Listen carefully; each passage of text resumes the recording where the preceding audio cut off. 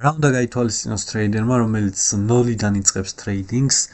და ძირითადად რა სჭირდება რომ ისწავლოს თავიდან და აი ამ ყველაფერს შევკრათ და გავავლით. ძირითადად ტრეიდინგში თავიდანვე რომ დავიწყოთ, თავიდანვე არ გჭირდება არანაირი ფულის ინვესტიცია, არანაირი მსგავსი რამ, იმიტომ რომ პირველი 6, 7, მინიმუმ 9 თვე არის ის, რომ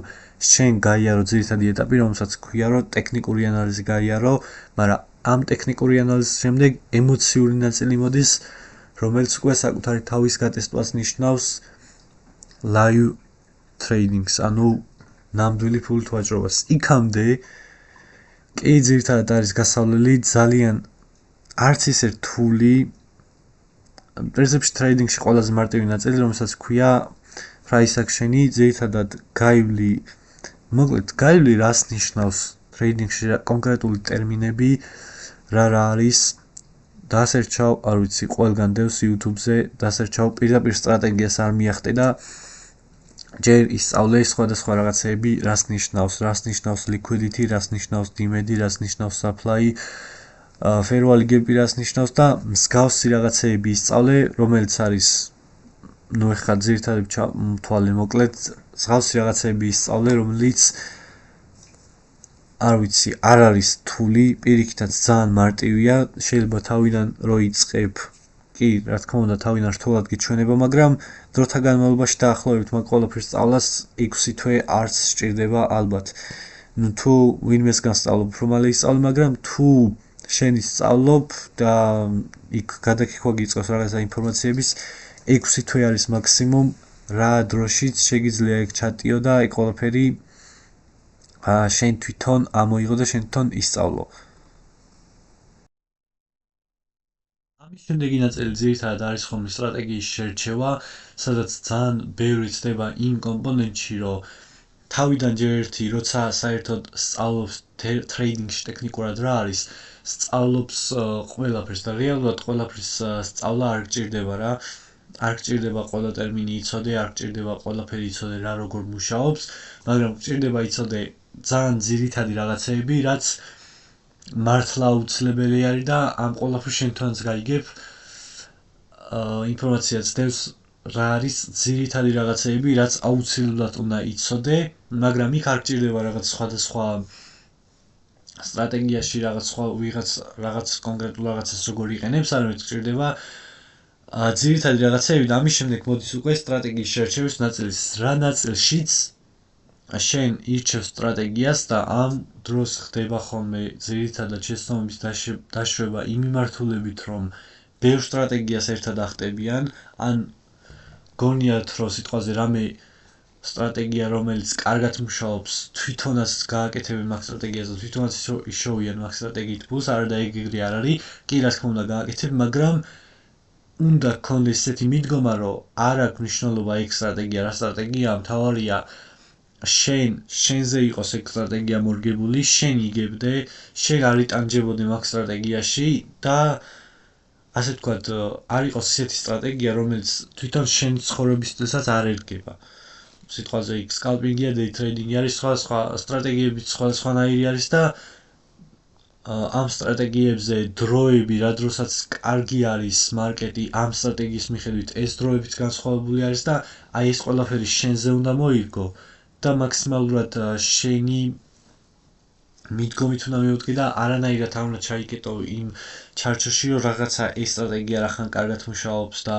სხვები ამას იყენებენ, მეც ამას გამოვიყენებ, ან რამე ეგეთი, არამედ პირიქით. შენ შეგიძლია საერთოდ შენი სტრატეგია აწყო და ვიღაც თუ გეტყვის, რომ მაგას წლები სჭირდება და რაღაცა საერთოდ არ სჭირდება წლები, შეგიძლია წარსულში გადახედო მარკეტს რა ხდებოდა, რა სიტუაცია იყო, მაგალითად გააკეთო რისერჩი, აი რაღაც ტექნიკური ნაწილი იცი, ხო დაუშვათ უკვე ძირითადი საფუძვლები იცი, რაც საჭირო არის ტრეიდინგში, რომ წარმატებული გახდე, რეალურად ბევრი რაღაცა არ არის საჭირო, ძირითადი ნაწილი იცი, ტექნიკური ნაწილზე ვლაპარაკობთ ამ შემთხვევაში და არა ფსიქოლოგიურ ან ემოციურ ნაწილზე, ეგ კიდე საკითხი არის, მაგრამ ძირითადად მარკეტზე ვსაუბრობთ ამ შემთხვევაში, რომ ტექნიკური ნაწილი იცი. შეგიძლია წარსულში გადახედო, არ ვიცი, 1 წლით უკან გადახვიდე და შენი ნასწავლიდან გამომდინარე რაღაც კონკრეტული სტრატეგია აწყო, სადაც ნახავ, რომ აი მაგალითად ესე მუშაობს, აი liquidity-ის მერე ეს რომ ხდება, მერე ამას გააკეთებს და მერე დაბლა მოდის ფასი, ან მაღლა მოდის ფასი და აი რატო შვება ამ ყველაფერს, ან რა დროებში შვება ამ ყველაფერს და რა მიზეზები არის, სიტყვაზე ეს თუ არის საკმარისი ამ სტრატეგიისთვის, მერე წარსულში გადახედავ, რა დროებში არის საუკეთესო ეს ყველაფერი და გაივლი რა სიტყვაზე დატესტავ მაგ სტრატეგიას, მაგალითად რაღაც კონკრეტული აწყე, აჰა, ეს დავინახე, რომ აქ შვება დიმენსავსებს, რაღაცა სტრუქტურას ცვლის, ამ დროებზე კარგი არის ხოლმე, იმიტომ რომ აქ ჩამოდის Asia Highs იღებს, მაგალითისთვის ვიძახი და ეს ყველაფერი ესე მოქმედებს. გადახედე მარტო ერთ შემთხვევას არედო, გადახედე 100, 200, 300 შემთხვევას წარსულში რაც ხდებოდა მარკეტზე, მსგავსად ხდებოდა, თუ მსგავსად ხდებოდა, მომავალში ზუსტად ეგრე მოხდება, მაგრამ არ არის საჭირო, რომ სიტყვაზე მაგალითად ვთქვათ 10-დან 7 მაინც გამოდიოდეს, ეგ კარგი იქნება, იდეალური იქნება, მაგრამ 10-დან 5 თუ გამოდის, შენ სტრატეგიის მიხედვით თუ ყველაფერი ეს liquidity, ეს demand, ეს Asia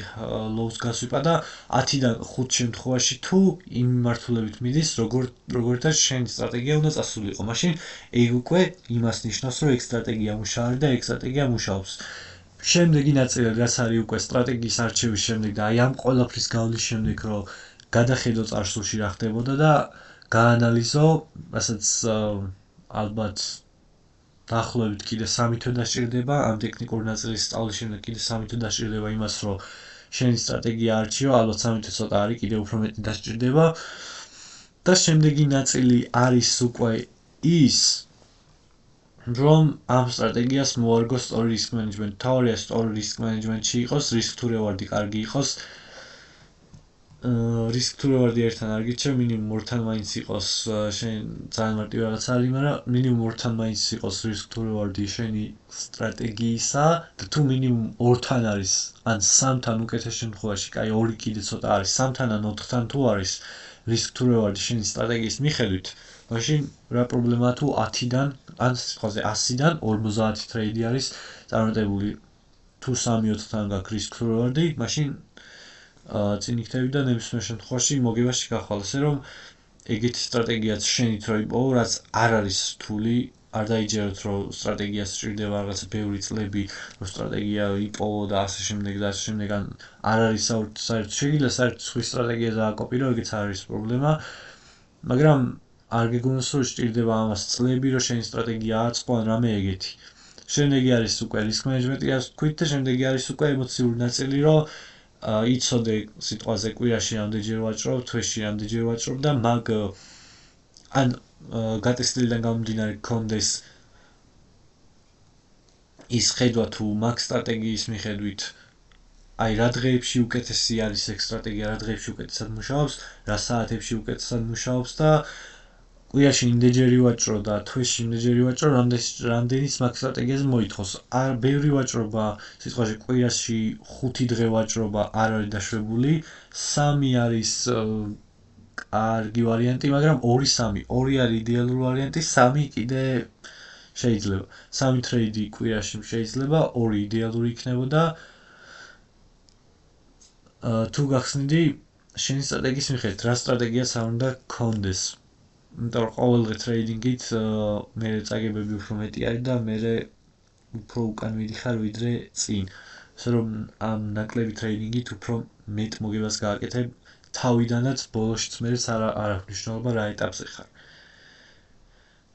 ხო, როგორც თქვი, მე ემოციური ნაწილი უნდა გაიარო და ემოციური ნაწილში ისიც შედის, რომ თავს როგორ აკონტროლებ, რომ აი შენი სტრატეგია ბოლომდე რაც გაქვს, მაგას ბოლომდე გაყვე და წესები არ დაარღვე და არც თავარია, რომ პროცესი მოგწონდეს ამ ყველაფრისა და მოგწონდეს ჩარტზე ყოფნა და ძალიან ზედმეტი და დიდი ხანი დროც არ მოგივიდეს, სიტყვაზე დღეში 8 საათი და უფრო მეტი მარკეტის ყურება და ტრეიდის ძებნა არის ძალიან ზედმეტად ბევრი, 2 საათი, 3 საათი სრულად საკმარისი არის ტრეინინგისთვის დღეში რომ დავუთმოთ, ან როცა 2-3 საათი დავუთმობ და რაღაც კიდევ დაიტოვებ სულს, რომ აი მეორე დღეს კიდე შეხვიდე ტრეინინგში და მაგ სულს რომ დაიტოვებ, აი მე უფრო მეტი მოტივაციით შეხვალ და სიტყვაზე ბოლომდე იმ დღის თუ რომ ბოლომდე გადაწურავ შენ სურვილს და დაიმაყოფილებ ტრეიდინგის მხრივ მაგ სურვილს, მერე თქოს რაღაცა მოტივაცია გეკარგება, მაგრამ რაღაც დროით რო გაჩერდები, აი იმ დონეზე რომ გაჩერდები, რომ აი კიდე გინდა რომ უყურო მარკეტს და მე გამოხვალ, მეორე დღეს უფრო მოტივირებული ჯდები და უფრო მოტივირებულად და უფრო ისე ხარ რა.